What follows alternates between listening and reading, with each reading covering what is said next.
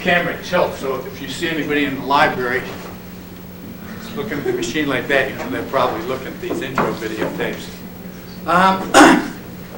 When you first look at it, it seems that Plato can't possibly be right.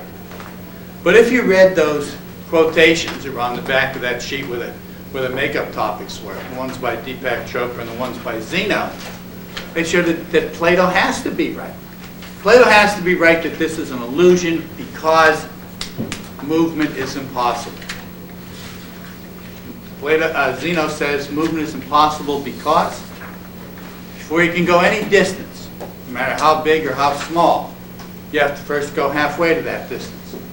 Before you can go halfway, where do you have to go? Half of that, and half of that, and half of that, and half of that, and half of that. And no matter how small you make the distance, there's always a half distance that would have to be crossed first. So you can never come, the number of half distances is infinite. It's without end. Because it's infinite, you can never get to the first half distance. Well, if you can't cross the first half distance, you certainly can't cross any distance after that. Motion is impossible. We can never get past the first half distance, so you can never get past any distance after that. Motion must be an illusion. His other proof of it was the arrow. You shoot an arrow through the air. At any single point along its flight, the arrow is occupying exactly one arrow's length of space. Is it moving? It has to be stationary in order for it to take up that length of space. In order to be moving, we have to go through more than that length of space, and it's not. It's taking up exactly its own length of space. So it has to be stationary. So that means at every point along the flight of the arrow is stationary. If it's stationary at every point, it can't be moving overall. Motion is impossible. If motion is impossible, then time is impossible. Because all time is the measure of motion. It's a measure of change of some sort. Something has to move. The hands of a clock, the numbers on a digital clock, the change of the seasons, the decay of cesium atoms in the atomic clock. Doesn't matter how you what you do with time, it's always a measure of motion. And if motion is impossible, then time is impossible. All of this must be an illusion.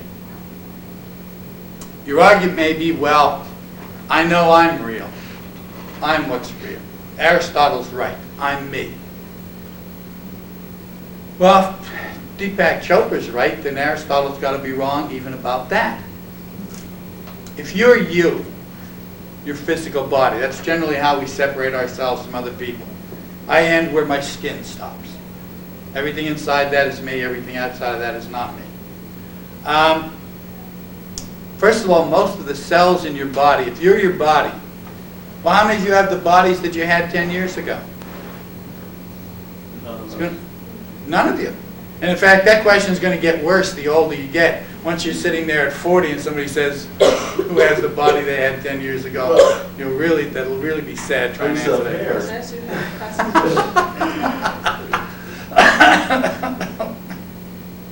So did I once. It was a lot longer ago than 10 years. Nobody's got the body they had 10 years ago. Not only is it shaped differently, but most of the cells in it have all been replaced. Every 7 years, all your cells are gone except brain and bone. You get 3 trillion brain cells when you're born, and you don't get any more. And you use them up at about the rate of about 20,000 a day. Unless you do drugs. Then you use up about 150,000. But hey, you got 3 trillion of them, you can afford to waste a good many. Nobody knows what critical number is. Nobody knows how few brain cells we need to really get along on. So you may be able to squander millions and millions of them if you want. So you might say, okay, well that's what I am on my brain. And it's true that the brain cells don't change, but the individual atoms that the brain cells are made up with all change. None of the atoms in your brain were there as much as 4 years ago. And most of the atoms change within a year. So even your bone, even though the cells, the shape of your cells stays the same in bone and brain, you still, all of the atoms that it's made up of have changed. Chopra gives you that example of the wall. that we're like a wall. Somebody makes it out of bricks. And just as they finish, somebody else comes along and starts taking those bricks out and replacing them with other bricks all the way down the wall.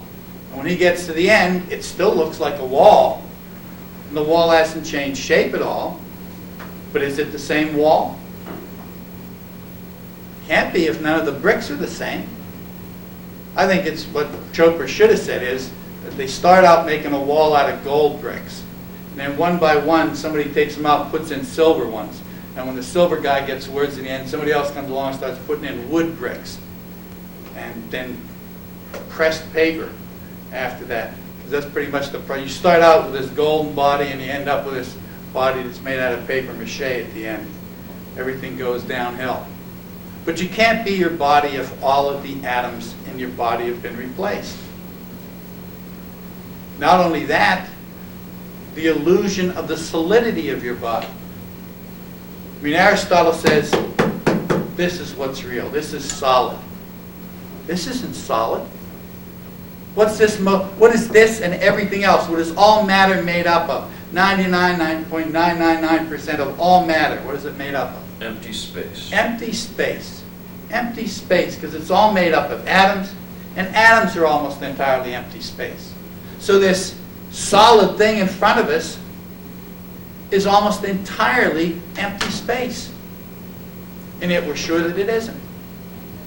So again, Plato looks like, both of these go to show that Plato isn't as crazy as he sounds when he says that this world is an illusion.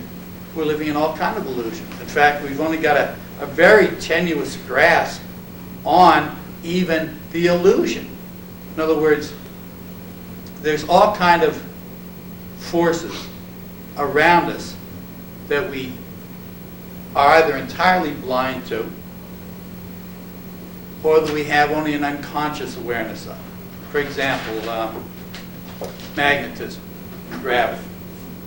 How many of you can find your way around outside without any problem? You never get lost. Got a good sense of direction. Do you have a good sense of direction inside as well? Inside my home or inside of a building? Inside of a building you've never seen before. Inside of a building I've never seen before, I'm not very good at it. Mr. Goldberg, how about you? I do. You do. Most people have one or the other. They're either real good outside or they're real good inside. If you're real good inside, how many of you are real good inside? So what, like 90% of you are lost most of the time? You just have to stumble onto this class today, which is dumb luck that you got here? I see it one time. I pretty much don't forget it. Okay, if you've seen it, that's that picture brain again.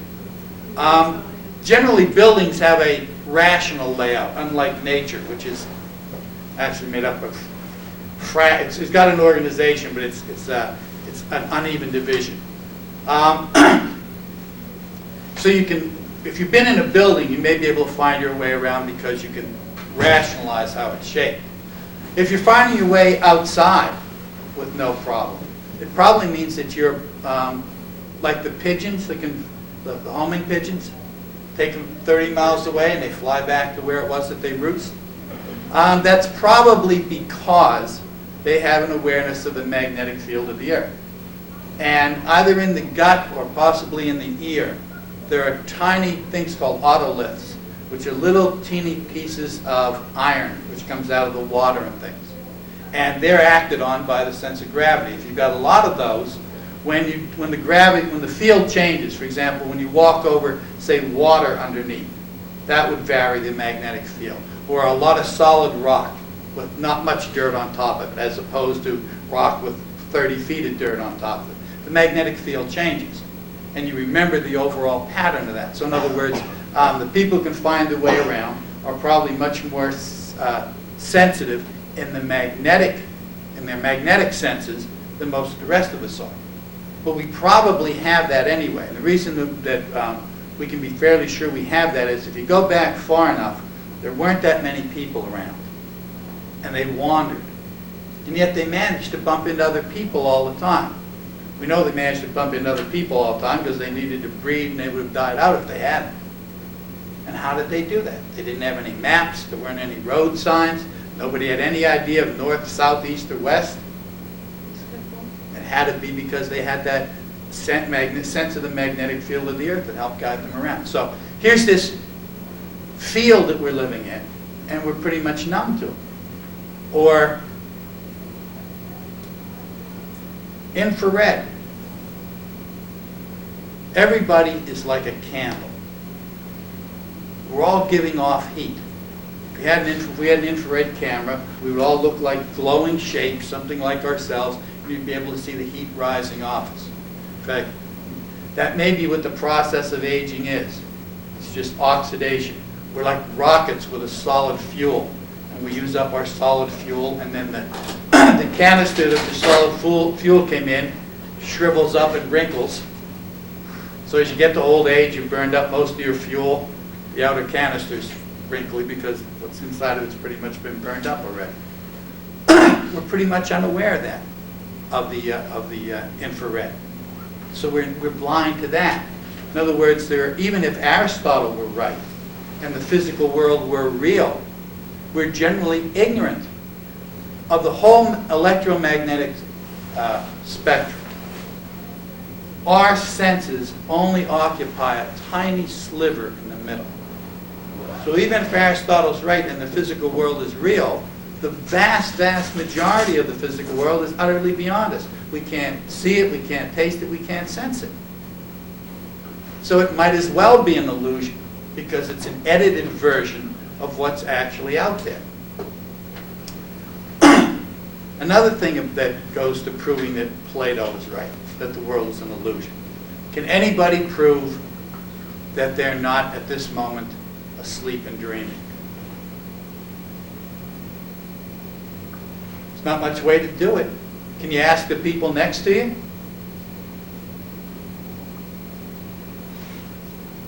What happens in your dream? What are the people like in your dreams? Do they come up to you and go, "Hi, I'm a figment. This is all a dream. Don't worry about it." No, they seem to think they're real. Just like we all seem to think we're real. But there's no way to know right now whether you're awake or whether you're dreaming. Now, it's true, dreams seem to have a different organization. In other words, in real life, you want to come to class, you got to get in a car, you got to drive here. There's an intermediate series of events. In dreams, you're in one place and all of a sudden you're in another. The laws of nature, gravity. You can fly in your dreams. You can't fly here. But the fact that we consider one real and the other unreal is absolutely arbitrary. There's no reason to assume that what we call waking life is what's real and what we call dreaming is unreal. It may be exactly the opposite. In other words, the way the brain is constructed, there's two hemispheres to it. One side likes to impose order. And so if I fill this blackboard with random dots, no pattern to them, when you look at them, you would nevertheless see curves of dots and lines of dots. And if you look at them long enough, you'll start to see elaborate shapes made up by the dots. Not because there's any shape in that pattern of dots, but because that's what the mind does. It filters out everything except the pattern that it wants to impose. So the sequential nature of life may simply be the mind imposing an order on what is really chaos.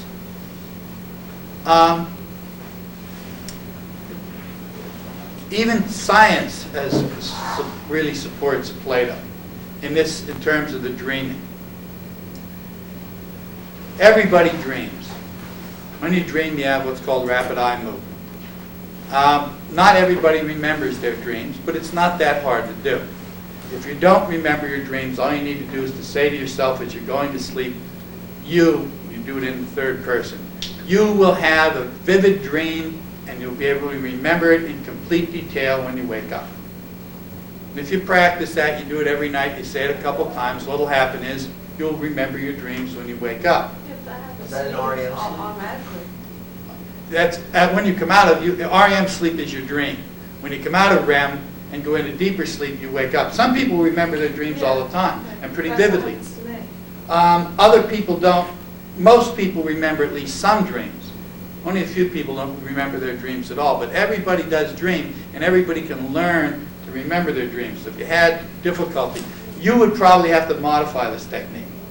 Because what will happen to you is you'll have a dream, you'll wake up and remember it completely, and then every 90 minutes you'll wake up with another dream. So you might want to say, if that starts happening to you, then you want to say to yourself, you'll have a very vivid dream, the last dream of the night, just before your normal waking. When you wake up, you'll remember it in complete Are you saying detail. you control your dreams? That's 2 steps down the line. Yes, that's exactly where I'm going. The next step is, once you learn to remember your dreams, how many of you have... I'm sorry? I'll have a dream, I can't get back into I mine. can do that. Oh, you can get back into your... The technique for getting back into your dreams when you wake up from them, that's another thing about how reality and dreams. I mean, you've all waken up from dreams when your heart is pounding, and you're sweating, you're breathing heavy, and you're either terrified or you got a big smile on your face, depending which kind of dream it was. All you have to do to get back into that, and then so, there's a good example of how real things are. You either don't want to go back to sleep because you're afraid that nightmare is there waiting for you, and it sometimes is, whereas the good dreams are never waiting for you. So you want to try to get back into them. Well, all you have to do is, as you go to sleep, focus on the most vivid physical detail that you remember out of the dream. And say to yourself, as you're falling asleep, you're going to go back into the dream you just left, and you'll go back into it at the point where this occurs. And then visualize as strongly as you can that intense sensory detail. And what will happen is you'll go back into that dream. How many of you have ever had a dream where, without waking up, while a dream was going on, you realized that it was a dream? I do that all the time. All the time. This is really rare. This is like 80%. That's called aware dreaming. And it occurs spontaneously in about 15% of the population. So it's pretty surprising then that it's almost 90% in here. And that you have it frequently. I mean, even the people who spontaneously have aware dreaming don't have it all that often. You wake up in your dream and you know it's a dream. I get paralyzed in my dream a lot. Well, you actually get paralyzed in the real world. And the reason, of course, for that is that if you could move around while you were dreaming, you fall off the bed a good portion of the time and get hurt. So the body, you really can't move. You are paralyzed while you're having a dream. The only thing that moves is your eyes. And of course, you keep breathing and stuff, but you can't get up. You have to come out of a dream to be able to move. And again, that's a safety feature, so you don't go running, trying to run away from whatever's in your dream, and end up on the floor with a big lump on your head. So you can have aware, you can, if you don't already have aware dreaming, or if you want to have it oftener, there's a technique for that too. Usually you use a trigger, like your hands. And you say to yourself, as you're going to sleep, you're going to have a vivid dream, you're going to remember it in complete detail. Somewhere in that dream, you will notice your hands. When you do, you will become aware of the dream as a dream without waking up. And what will happen is that somewhere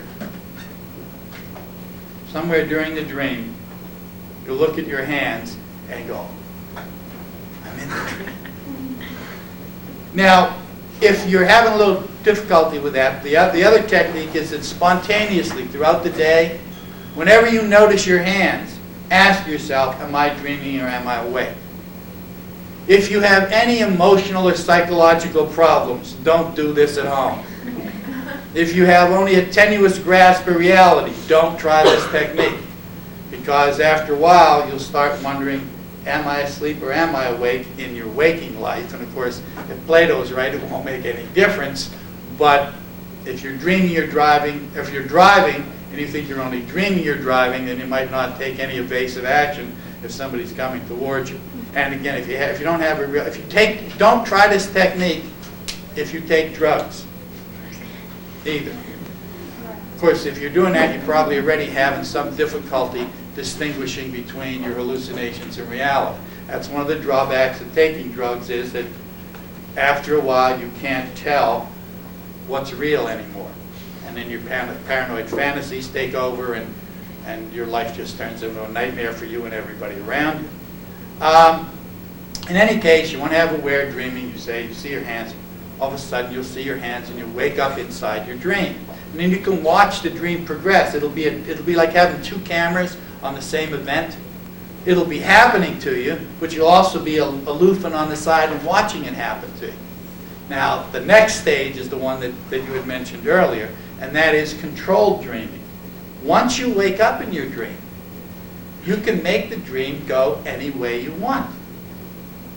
That sounds like it's difficult, but all of you have done it probably maybe within the last 20 minutes. You've ever had a daydream where people have been calling your name for 5 minutes? And in your daydream, who directs that? Is that like a night dream where it's totally out of control? No, you put the people in it that you want in it. They do what you want them to do. How many of you have ever given your Academy Award acceptance speech in your head? Everybody's got one. Some people it's not the Academy Award. Some people it's the Nobel Prize, or some other. Those are controlled dreams. They happen while you're awake. You can do them while you're asleep as well. Now, if you can control your dreams and direct their progress, then how do they differ from reality? It's only an arbitrary distinction that says the night dreams aren't real.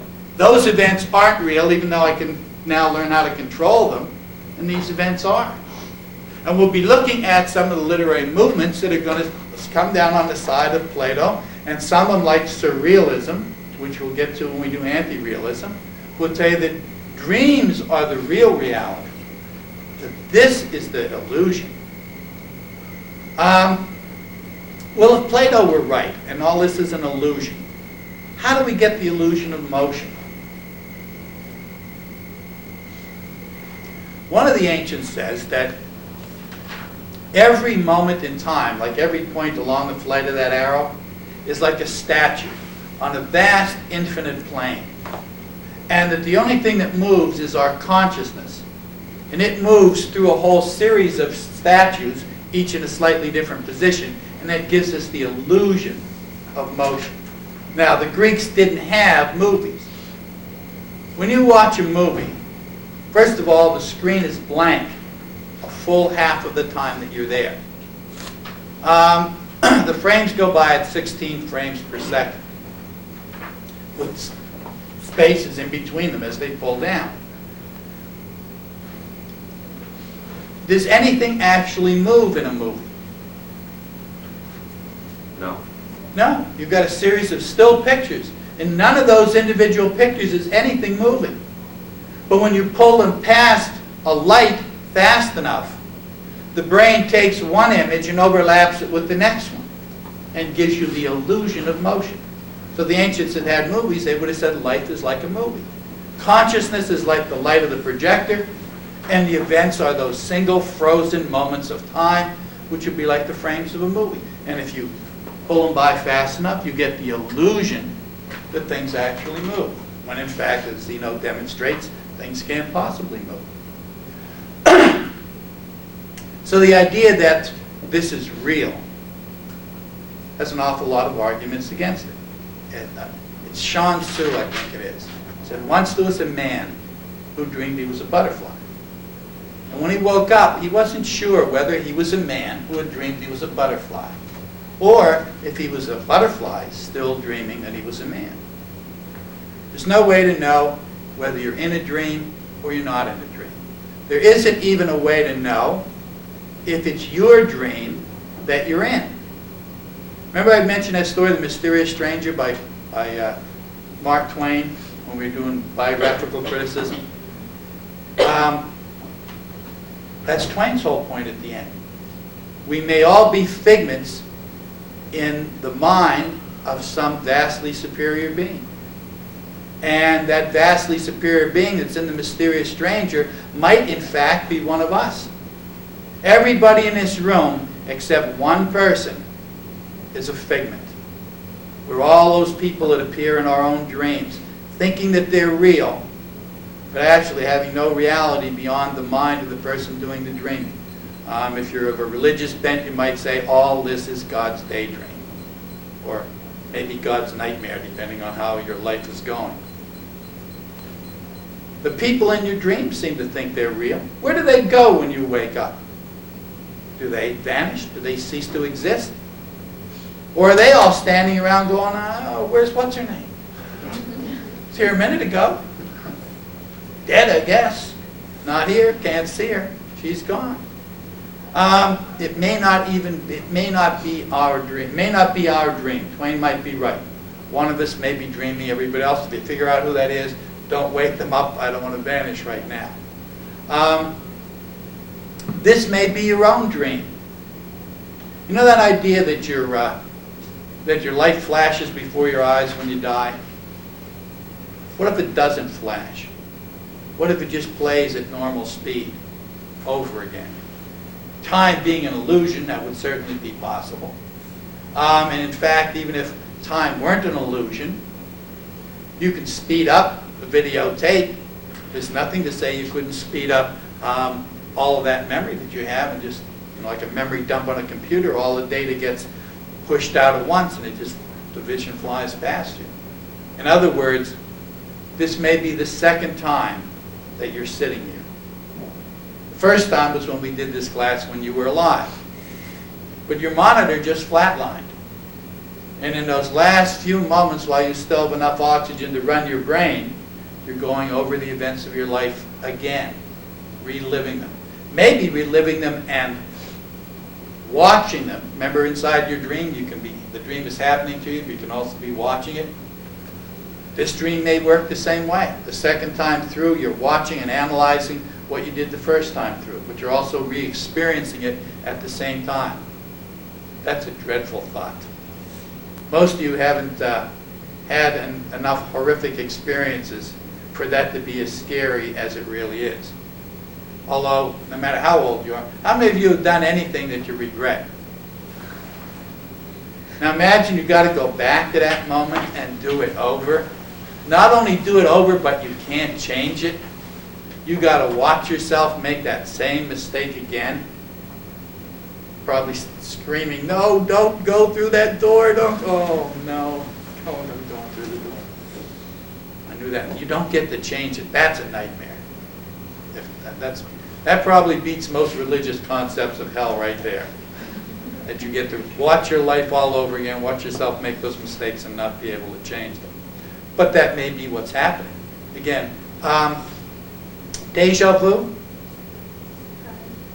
Heard of deja vu? How many of you go into a room you've never been in before, and everything in it is suddenly familiar. As something starts to happen, and you know exactly what the person is going to say next, and what you're going to say, and it's like this is the second time through. Well, that's one explanation for that. The doubleness is the second viewing of your life from some cosmic distant point. Of course, that's not the only I explanation. get that a lot, though, with the deja vu. I can't hear you. I get that a lot, deja vu. How many of you have deja vu every once in a while? Yeah, this class goes against all the statistics. Most people have had deja vu at least once, but not that many people have it consistently. There, all the time. Yeah, at least once a month, like once in your Yeah, life. so it's Yeah, some people have never had it. When you talk about deja vu, they just go, yeah, this is like a concept, right? I was at the mall like a couple weeks ago, and I knew that, like, I saw like this little kid who was like, it's happening again. I knew that the little kid was going to fall down the stairs and everything, so I told the mother to watch the kid, he's going to fall. And she Of course, didn't. of course he fell anyway, but She didn't watch it. I knew it was going to happen though. There's two Aristotelian explanations for deja vu and for precognition. One is, the deja vu explanation is that your mind is like a tape recorder. And you got play and you got record. And sometimes the button gets stuck. So it's like feedback when they play the guitar into the electric guitar into the speaker, and it starts picking up its own sound and its own echo. That's what deja vu is. At the same time, an instant, a fraction of an instant behind your experiences coming in, they're also being played back. So you get a sense of doubleness. That's one possible explanation. The other is, of course, is that things are predestined and that we've been through this life more than once. Yeah. Mr. When does Conrad. that happen? At night? Deja vu, does that happen at night? It happens anytime. It could be like when you walk. Do you get that image in your head at night? You know, when you're sleeping, or? If you've got deja vu inside your dreams, that's really unusual. Most people only have that when they're awake, that sense that we've been there before. How many of you ever had a deja vu dream? Boy, It's usually the same nightmare. Oh, yeah, the recurrent one? Yeah. Everybody's got one recurrent nightmare. I have a Brookdale nightmare. I'm not even going to tell you about it. Actually, you've seen my Brookdale nightmare. Nothing is working right. You're not prepared. You don't know where it is you ought to be. You can't remember anything. Some part of your costume is wrong in some way. Everything is familiar, but it's not.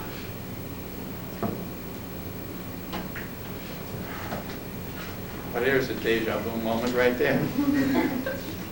So deja vu rarely happens in sleep, and yet there are 3 people out of 15 that have that. That's really surprising. Now again, the same thing would work, is that your dream, as you're going through your dream, is also being replayed. So you're getting a double impression of it. Or it may be that you've got that kind of awareness that can see the dream as its own reality. And so if reality repeats, maybe dreams repeat as well. As far as the predicting the future, precognition is concerned, the explanation of that is that this hemisphere of your brain is enormously good at pattern recognition. Extrapolation. It's like if you have a certain number of dots, and you say, what curve fits those dots? Well, this side of your brain, which goes step by step, can't figure it out. But this side of the brain can find it easily just by superimposing a series of images over the dots until it comes to the curve that it wants. So it's good at extrapolating. It's good at figuring out where information goes to. So in other words, when you see that kid fall, maybe you've seen him a little bit before that. Or just looking at him once, this is not a real athletic kid. But he is real adventurous. Yeah, so that's You can predict, even rationally, that kid's probably going to fall pretty soon. You see him teeter a couple times, you know his balance isn't as good as he thinks it is, and so you have, now the extrapolation takes part on the side of your brain that hasn't got any words. It thinks in pictures. So it runs you a picture of what's going to happen. Yeah. And then when the kid falls, he falls pretty much in the trajectory you expected, and so you say, oh, this was precognition, I knew ahead of time. But it may simply be that you figured it out ahead of time. Same thing when Aunt Mary dies and you wake up and have this, you had a dream, that usually precognition often occurs in dreams, or you just had this feeling that something terrible just happened to her. And then you get the phone call 10 minutes later, it says, yeah, Aunt Mary finally died. And you think, well, that must be that the world is laid out, there is a fate, fate can't be changed, sometimes we get glimpses of the future. The other possibility is that we're aware of a lot of subliminal things. There are a lot of things that we normally don't notice. For example, how halting somebody's speech has become. So let's say last time you saw Aunt Mary, her speech had a little teeny bit of a stutter in it. It wasn't that fluent flow. She was teetering a little bit. Not enough so that you could consciously notice it, but her control over her body's beginning to wane. She's flushed. You don't consciously notice that she's flushed, but it's high blood pressure. You put all of these things together and extrapolate, well, okay, that means that she's shaking this much. When you get to that much, you're gone. So your brain just simply extrapolates. How long will that take? Okay, about 2 weeks from now, she probably is going to die of high blood pressure, of a stroke. And so you put it in your unconscious, and 2 weeks from now, that little alarm goes off, and your unconscious says, yeah, Aunt Mary's probably kicked off now. And so you get the vision of that and the feelings, because this side of the brain deals in blocks of sensation. Well, I keep talking about it as a picture brain, but it's really blocks of sensation. And so it gives you this sensation experience of her death, and then it happens. So you made an accurate prediction. On the other hand, for all we know, there are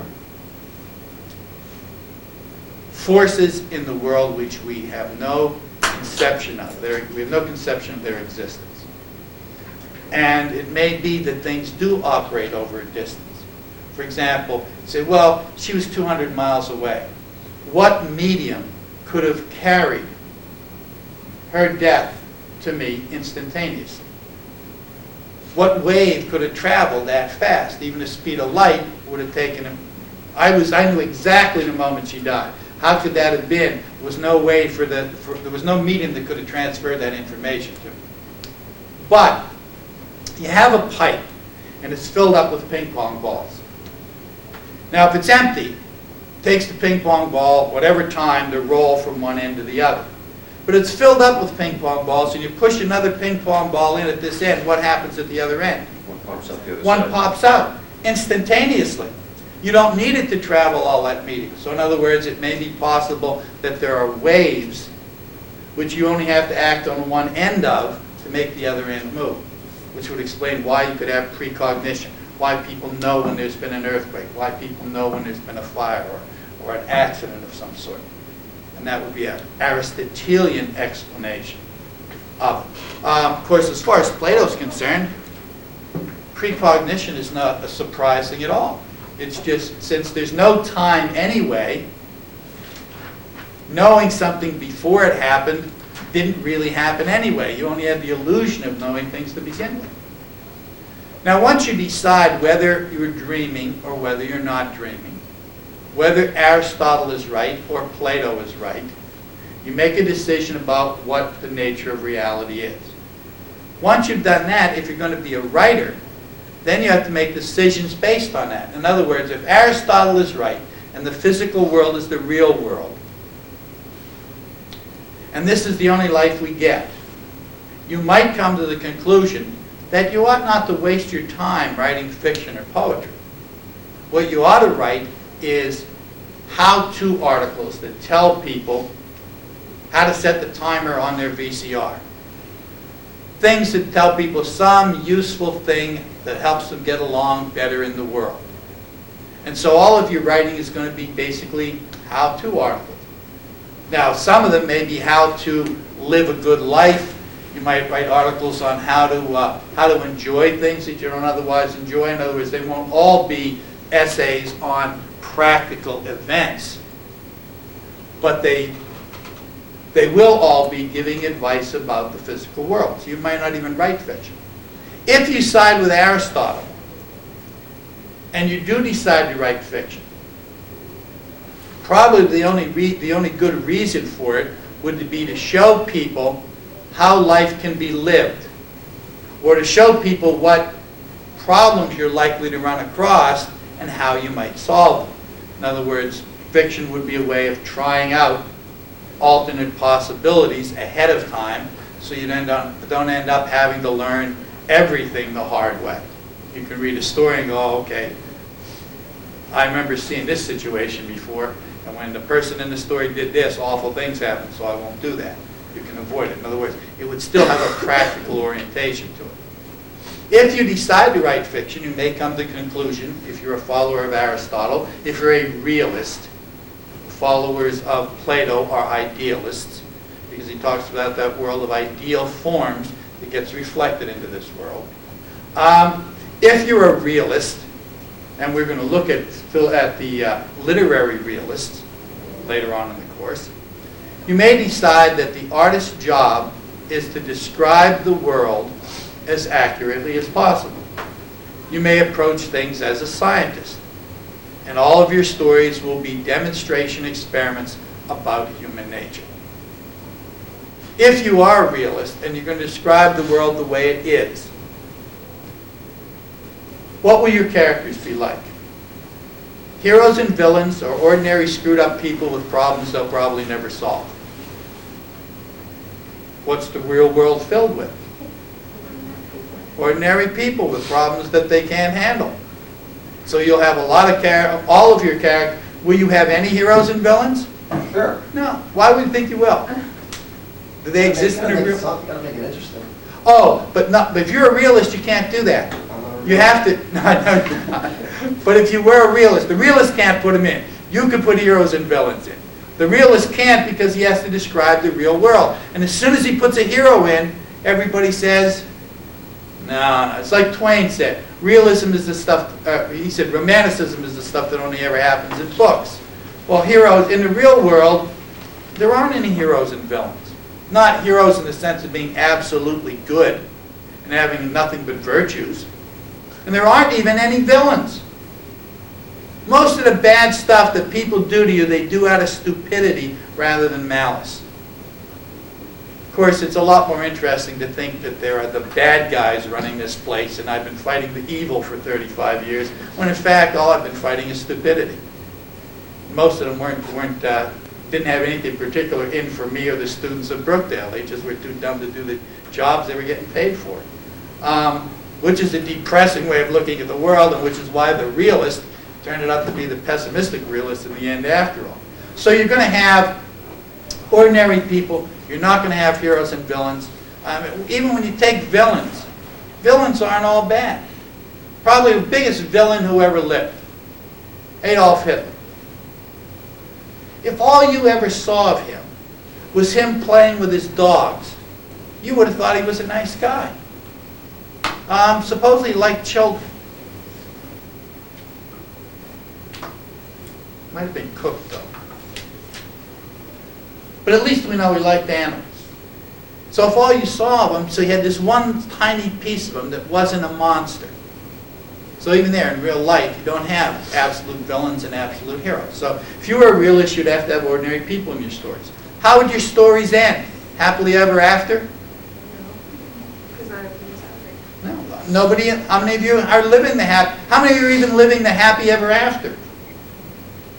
No, most people aren't. Maybe almost nobody is, except a few people who are completely insane. They're perfectly happy.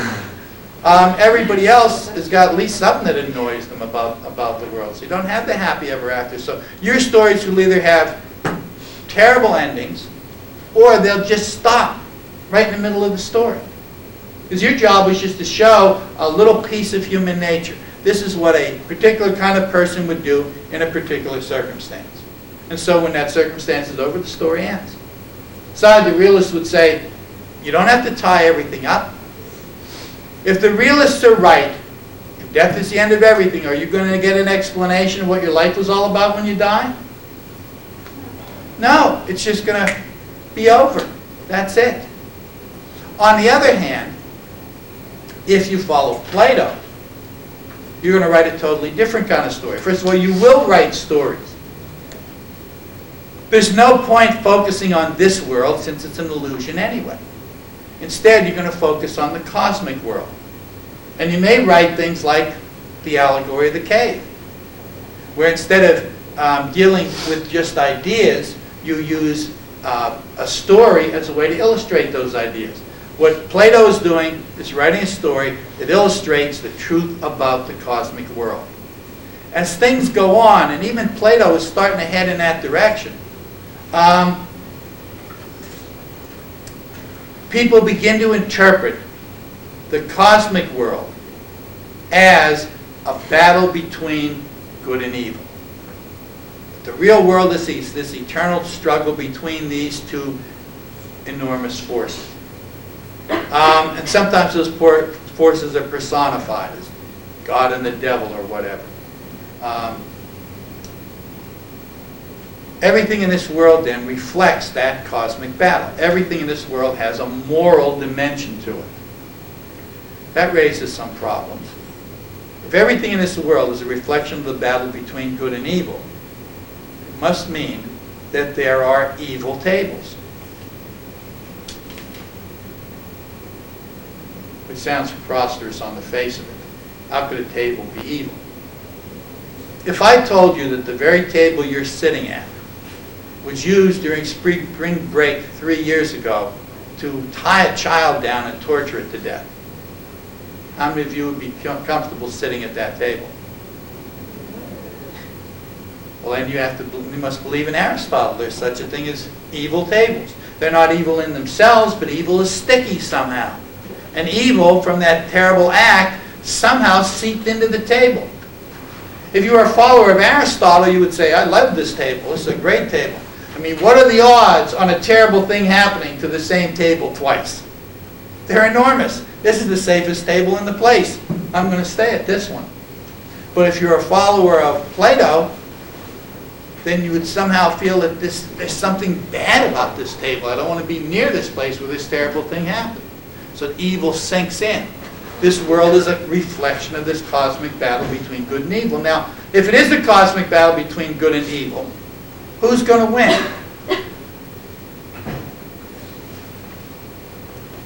You don't know? If you thought evil was going to win, you should cut your throat right now. I mean, if life is bad as it is, imagine what it'll be when this battle is resolved and there's no good standing in the way of evil. Everything will be a torment. Most people believe that good's going to win. Now, if good is going to win, how will your stories end up? Happily ever after, or just chop off in the middle? That's realism that chops off in the middle. Romanticism tells you, remember it's telling you about the cosmic world. In the cosmic world, good's going to triumph over evil, so it's got to triumph over evil in the story. Good has to triumph over evil, love has to triumph over death, people have to live happily ever after. What about the people in your stories if you follow this version of Plato that says there's a cosmic struggle between good and evil? Are they going to be ordinary people or heroes and villains? Heroes and villains. Because you're not describing this world, you're describing that big battle between those two forces of good and evil. So you're going to have good guys and bad guys. And who's going to win? Good guys. Good guys are going to win. And so the story will have happy endings, or it'll have endings where evil is defeated, or evil is punished. Or if you're a real optimist, it'll have stories where evil changes itself and is sorry for what it did and turns out to be good after all. People will live happily ever after. You'll have things like true love. Now you might think, well, why don't these two different ways of looking at the world just leave each other alone? And the reason they don't is because they blame each other for the world being as messed up as it is. The followers of Aristotle say we have so many problems in the world because the followers of Plato, especially the ones who see the world in moral terms, a battle of good and evil, have filled us with a whole bunch of ideals that nobody can live up to. None of us are living the happily ever after. So what conclusion can you draw from that about your life? It's no good. I think everyone's striving to get that done.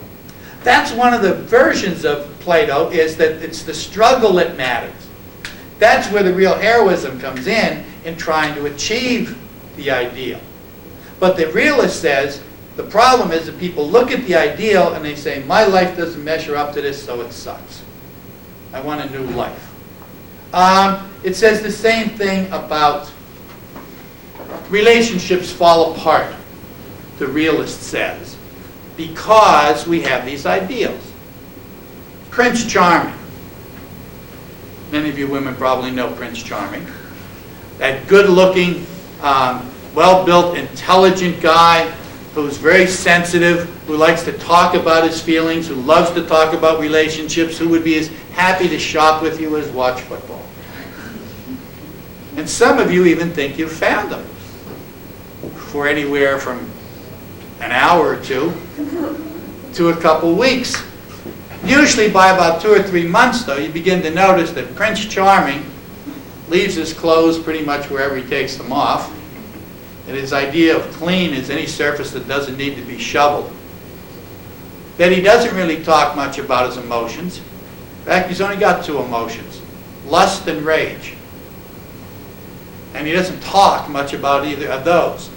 And he doesn't really even seem to notice you have a relationship. So what do you do when you notice that Prince Charming has all these flaws? Dump him. You dump him. You're entitled to Prince Charming. This one isn't him. You get another chance. You're entitled to the happy ever after. And this guy's not the happy ever after. And it's not just women. I mean, men have the same thing. Playmate of the month. The perfectly proportioned young lady whose only interest is sex in unusual places with jerks like you. And we think we found them for anywhere from an hour or 2 up to 2 or 3 months. And then we start looking at that centerfold. Not only doesn't she have a staple in her navel, but 4 pounds the first month, 3 the second, 5 the third. And in terms of sex in strange places, we haven't been anywhere strange ever, come to think of it. And her hobbies were supposed to be playing naked twister. And we have never played that. Wait a minute. This is not the Playmate of the Month, so what do? You dump her and get the Playmate of the Month. You're entitled to the happy ever after. She's not the happy ever after. And the realist says if people just lowered their expectations, people expect true love. You're going to love somebody every moment for the rest of your life. If that's your standard, you're going to be sadly disappointed. Even those people who have been married for 50 years and they have the 50-year reunion and nobody's ever seen them say a harsh word to each other, I guarantee you that at some point they have wakened up in the middle of the night, looked over at their significant other and thought, if I just hold this pillow over their face for 5 minutes, I'll never have to listen to X again. They regretted it. They certainly didn't act on it, but they didn't love them every single minute forever. The realist says, oh, why guys get themselves punched out in bar fights that they can't possibly win? When their girlfriends are saying to them, he's drunk and an idiot. I'm sure he didn't mean it. And their boyfriend says, no, I've got to stay here until at least I get a bloody nose. Boom. Okay, we can go now. Why does he have to stay and be a hero? Well, the realist says because the idealist filled him with this idea that you cannot take a backward step from evil. That a manly man has to confront violently evil wherever they come across it. You're going to see this in the Middle Ages. This didn't just start, this idealism. But it's idealism that makes you do that. Realism would go, hey, he's way bigger. He outweighs me by 75 pounds. He's drunk and he's real mean. There's lots of scars on his knuckles. I'll wait till he turns around, hit him with the bottle. I mean, stand up to him. That's real silly. But it's idealism that makes you do that. So the realist says the real problem is the idealist gives us these things that nobody can live up to. And then they feel bad about not living up to them. And so they think everything is terrible. Now the idealists have an argument against that, and we'll do that at 3 o'clock after the break.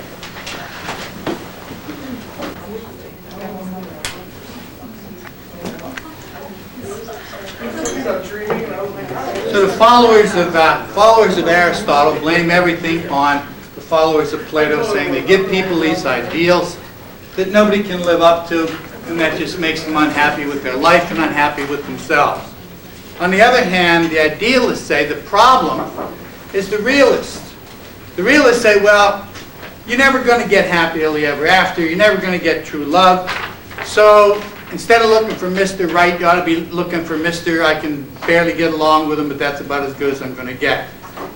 Nobody's going to get more. So in other words, lower your expectations. One of the things about old age is that you've lost so many times and been disappointed so often that what would have once seemed like unmitigated disasters have become unparalleled triumphs for you because you've lowered your expectations sufficiently. And the realist says, if you figure out, if you can find somebody that you don't want to strangle most of the time, that's about as good as it gets. You should be happy with that. So the realists want the expectations lowered, and the idealists say that's the problem. It's the realists who make all of the trouble, because without the ideals, none of us would struggle towards perfection. And it's the struggle that's the real heroism. Thoreau said, people live lives of quiet desperation. But the idealist would say people live lives of quiet heroism.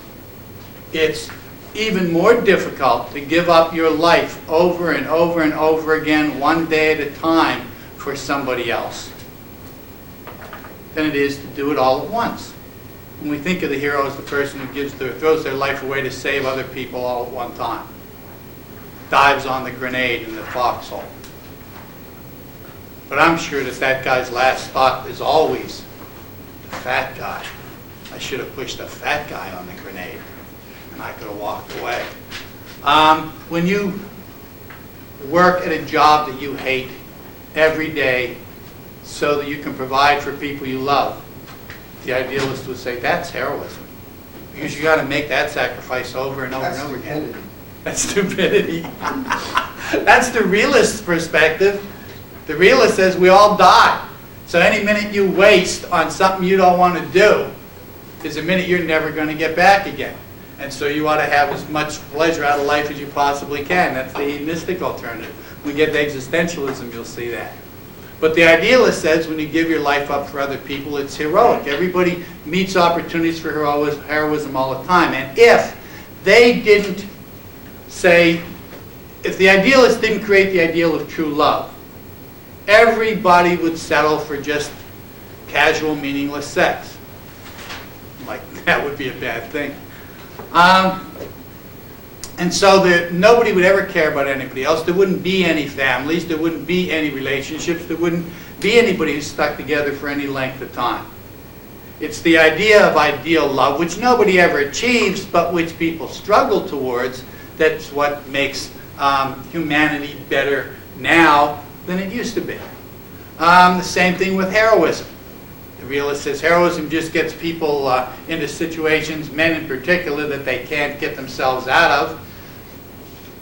For this ideal, it doesn't exist.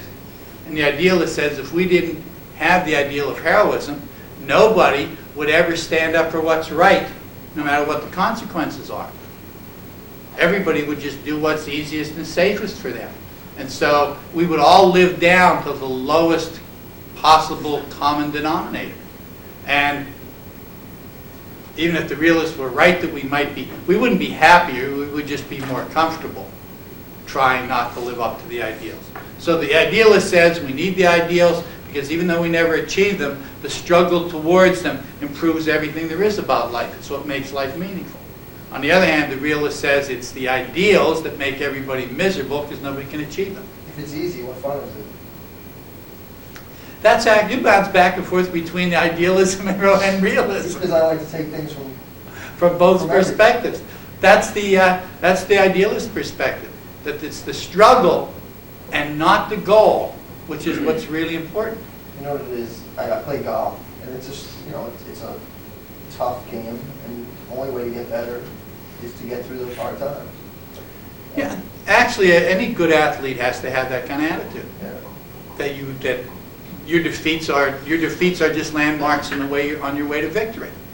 But that's the ideal. The realist would say, well, with these scores, I'm never going to be a professional and make millions of dollars. So why am I pursuing this? But what do you think the top guys, you don't think they ever struggle? You don't think they ever Oh, I think they sure do. But the realist would say, the odds on me being a great actor or a great writer or a great golfer or a great professional football player are so small, it isn't worth pursuing. I should set my sights at the lowest achievable. And settle? Yes, Yeah. that's what the realist says, settle. Settle for even less than you might get. It's the idealist that says, reach for the stars, pick up the moon as you go by. That you always have to aim as high as possible. And again, they attack each other on that basis. That the realist says you never get to the stars and you never get to the moon and you feel disappointed. And the idealist says, well, if we don't reach, we never exceed ourselves. So the literary movements, first of all, turn over because if you're a new writer, if you're a young writer, you can't compete with the way stories used to be written, so you want to change them. It's good. It's just good business for you to do that. And so literary fashions turn over from time to time. And the other reason is that realism or idealism come in and out of fashion. And they're kind of reciprocals. They're the opposites of each other. And so when one is up, the other one is down. And if you look at history in general, it goes in waves. Where you have the intellect dominating things for a while, and then the intellect there are so many rules and it gets so oppressive, nobody can stand it, and they throw all the rules out. And you have chaos and the emotions ruling for a while. But then, chaos and emotions are uncomfortable. In other words, when you throw out the rules are annoying because they limit who you are. On the other hand, the rules and convention and the way things have always been done make it a lot easier to deal with other people. When you know how people are going to respond, it makes it a lot easier. So in other words, when the rules are gone completely, there's a brief period of time when everybody has a lot of fun, but it gets too hard because nobody knows what anybody's going to do next. And so people like comfort, and so they bring the rules back in. And then the people who make rules are a certain kind of person. And if you give them the opportunity to make rules, what are they going to do? Make rules. And they're just going to keep making rules. You never get enough rules. And so they'll always give you more. And pretty soon, there's so many rules that it just becomes burdensome, and everybody says, no more rules. And then the cycle begins again. You can see the cycles of history going through this emotional and intellectual phase, and them taking turns, and it's kind of a wave-like pattern. The waves seem to be going up and down a lot faster in the last 100, 150 years than they ever did before, and they're more likely to change even faster than that in the near future, but they still undergo this same basic pattern. So what we'll be looking at when we look at the literary movements is basically, the first thing is whether they're on the side of Aristotle or whether they're on the side of Plato. And once they decide which one they're on, then they have to decide what are we going to do about it. What kind of things should be written and how should they be written. And if they decide on fiction, then they got to decide, is the function of fiction to describe the world, or is the function of fiction to describe the ideal world, the cosmic world, the world beyond this world. And they have to decide what kind of people should they put in it, how should those people interact. If they're going to write poetry, they may decide, as you'll see shortly when we look at the classical period, that the function of poetry is to give people useful advice. On the other hand, they may later, as the Romantics did, decide that the function of poetry is to stir up the emotions at all costs. The emotions are what you have to know what to do right. So we'll be looking at a number of different literary movements. The next two, of course, are the classical and the medieval. The literary movements correspond to historical periods some of the time, at least early on, and they last for pretty long. And when we look at classicism lasts about somewhere between 1,000 and about 1,500 years. And the medieval lasts for about 1,100 years. And then Romanticism will only be in for a century. And realism's been in for less than that, and naturalism for an even smaller part of a century. But we will see these things turning over. And on the one side, we'll have the medieval, Romanticism, anti-realism. On the other side, we'll see classicism, neoclassicism, existentialism, naturalism, and realism. And basically you can divide them up into the followers of Aristotle and the followers of Plato. So that when the literary movement's critic looks at a work, he says you have to know what the author intended to do. What were the principles that he based this thing on? What was he trying? In other words, if you say, well, this story has no ending, this is a lousy story, the literary movement's critic says, no, this is a realistic story. Realistic stories don't have an ending because they don't think there's any meaning to the world, and if there is, we don't get to know what it is. People just die, the world just stops. So the story just stops. And you still may not like that story, but at least you know that the guy did what he intended to do. He didn't make a mistake. There aren't pages missing from your copy. This is just what he set out to do because this is the way he thought writing ought to be. So the way the biographical critic said Poe wrote live burial stories because he was afraid personally of being buried alive. The historical critic says Poe wrote live burial stories because that's what the times wanted.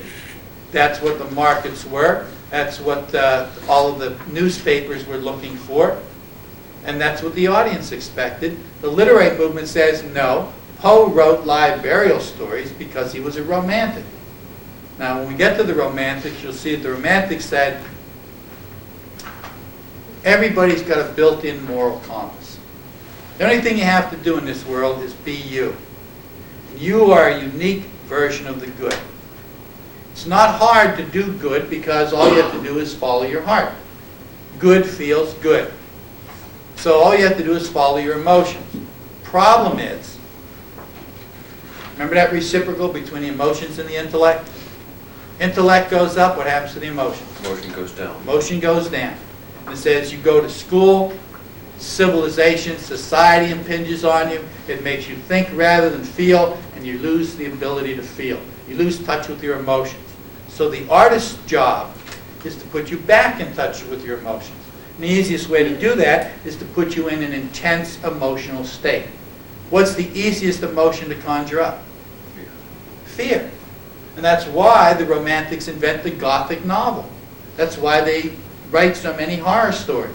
Because they're trying to terrify the reader, and when you get terrified, your intellect just leaves entirely, and you're back to just pure feelings.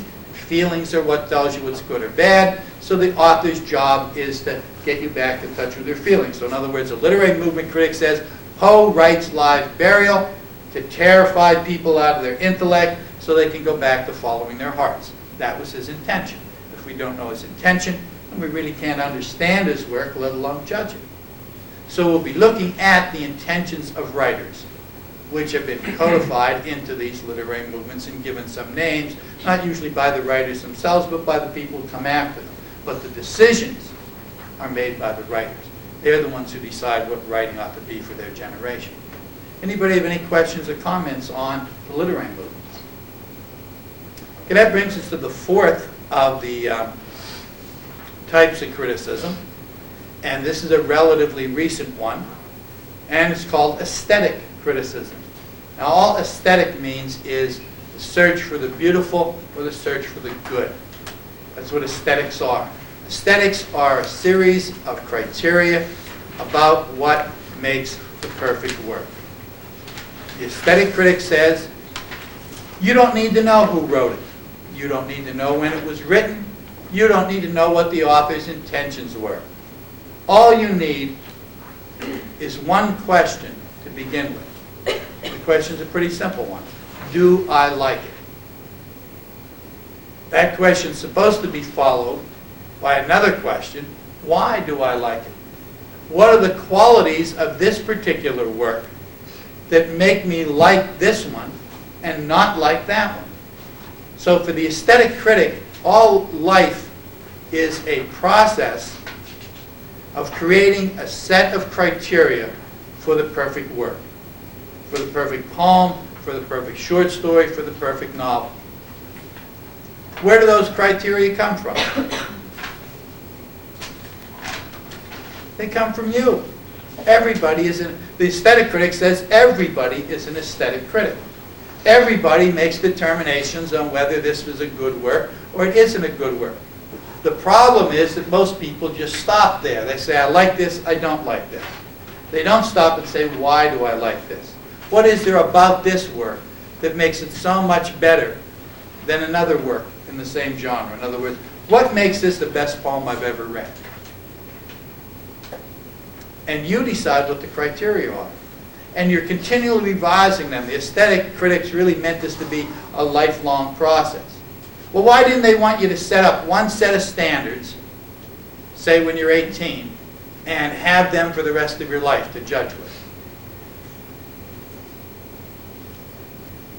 You're going to be the same at 30 as you were at 18? No. So your standards are going to always be changing. One of the things that will surprise you is if you thought to yourself, what's the best novel I've ever read? And then go back and read it. And what you'll find some of the times is that it's not anywhere near as good as you thought it was. And when you made that determination 5 years ago or 10 years ago, you were a different person. You've got a whole different set of aesthetic criteria now than you had then. So everybody should be continually revising their set of criteria to decide what makes the perfect work. And ultimately, the aesthetic critic wants you to have this set of standards that you can use for judging works, and that you're continually upgrading and revising and checking out the standards that you use. And people normally just say, I like this, they don't ask themselves why. Well, what's the purpose of setting up these standards? Why would the aesthetic critic want you to do that, rather than just take over historical criticism or accept biographical criticism or the literary movements? Why do they think you got to start with you? What's the benefit for you in that? When you figure out what you like, you'll learn an awful lot about who you are. And when you look at what you like compared to what you used to like, you'll find an awful lot about who you've become. You should find out an awful lot about who you were once before when you held those standards. And that'll give you a lot of insights into yourself. Remember, one of the functions of literature is supposed to be that it gives you insights into human nature, and especially that it gives you insights into your own personal nature. It helps you to figure out who you are by giving you a bunch of vicarious personalities to try on in the form of characters. You get to compare and contrast them with the character that you play all the time. That idea that this is all a dream, this may all be a soap opera. There's that philosophy that everybody is the star of their own soap opera. How many of you think that you are who you really are all the time? Not very many of us are. 3. You never pretend to be anybody else. Not even not to hurt anybody's feelings. Well, you said most of the time. Oh, I meant to say all of the time. Most of the time. It's very few people are even that most of the time. Most people are somebody else than who they really are. Most people have a public face. The person they are at work is not the person they are at home. The person they are when they're with their friends of the same gender are not the person that they are when they're with people of the opposite sex.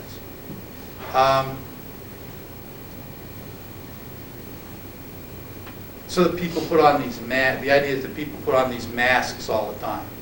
And some people don't even know they're wearing masks. It's a rare person who can be themselves most of the time, who don't make compromises to other people's expectations. In other words, a friend of yours dies, and you go to the funeral in your sweats. Because that's, when you knew this person, that was how you hung out. That's the way you looked when you were with them. They wouldn't mind. They would say, hey, you're here. That's what you always look like. But other people would put on a suit and tie, not because the deceased would have expected them to, not because it's natural for them to do so, but because people expect them to do it. So in other words, you pretend to be somebody that you're not. And the idea of reading literature is, by looking at all of these other characters, you get to see maybe what your masks are. Because maybe the tragic thing is not that we wear masks, some of us, but that so many people don't know that they're wearing masks. So many people don't even know who they are. They haven't.